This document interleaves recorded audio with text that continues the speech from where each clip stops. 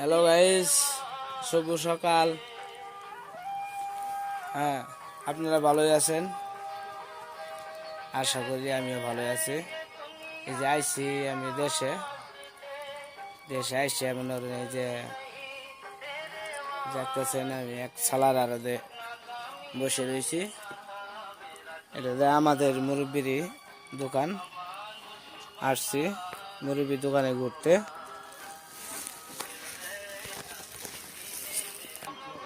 হ্যাঁ, দেখতেছেন টুপি, এটা আমাদের মুরব্বি টুপি পালে কবিতর, খুবই একটা শখের লোক। তার দোকানে আইছি